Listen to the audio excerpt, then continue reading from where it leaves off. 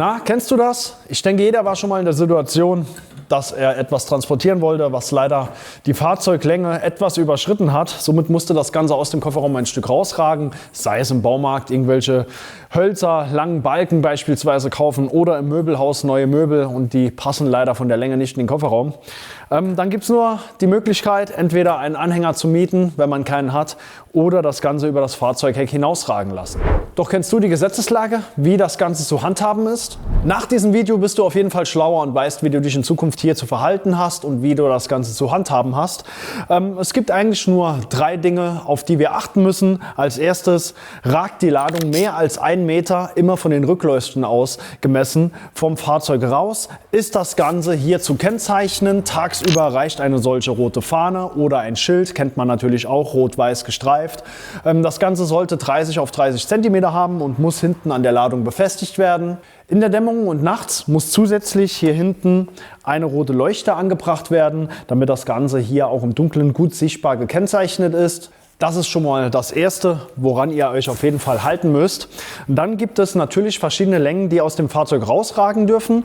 Wie gesagt, ab 1 Meter ist das Ganze zu kennzeichnen und dann kommt es darauf an, wie weit ihr die Ladung hier transportieren möchtet. Möchtet ihr mehr als 100 Kilometer die Ladung transportieren, dann darf die Ladung maximal 1,5 Meter über das Heck des Fahrzeugs rausragen. Wenn ihr weniger als 100 Kilometer Wegstrecke habt, dann sind da sogar bis zu 3 Meter hier erlaubt. Hast du auf deinem Fahrzeug Dachträger montiert und möchtest die Ladung auf dem Dach transportieren, ist das kein Problem. Nach hinten der Überstand wird genauso geregelt, wie wenn das Ganze aus dem Kofferraum ragt. Das heißt, ganz wichtig, ab 1 Meter Kennzeichnungspflicht. Nach vorne hin der Überstand ist eigentlich mit normalen PKWs nicht zu realisieren. Das heißt, wir müssen hier maximal die Fahrzeuglänge hier in Kauf nehmen und können hier nicht drüber rausragen. Erst ab einer Ladungshöhe von 2,50 Meter Minimum, das heißt, das bekommt ihr mit einem normalen PKW nicht hin, eher eventuell mit einem VW T5, eher mit einem Mercedes Sprinter, da seid ihr hoch genug.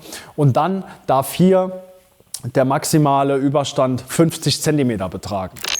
Wie sieht es jetzt bei Anhängern aus? Beim Anhänger gilt genau dasselbe wie beim Fahrzeug auch. Das heißt, ab 1 Meter Überlänge ist Kennzeichnungspflicht, gemessen immer von den Rückleuchten aus. Ich blende euch das Ganze einmal als Tabelle ein, damit ihr euch das Ganze als Screenshot abspeichern könnt. Dann wisst ihr beim nächsten Mal auch genau Bescheid. Sämtliche Materialien zur Ladungssicherung sowie die roten Warntafeln und die roten Leuchten gibt es natürlich bei uns im ATP-Shop. Lad dir dafür am besten die ATP Autoteile App herunter. Dann hast du eine übersichtliche Fahrzeuggarage und bekommst alle Teile immer passend für dein Fahrzeug angezeigt.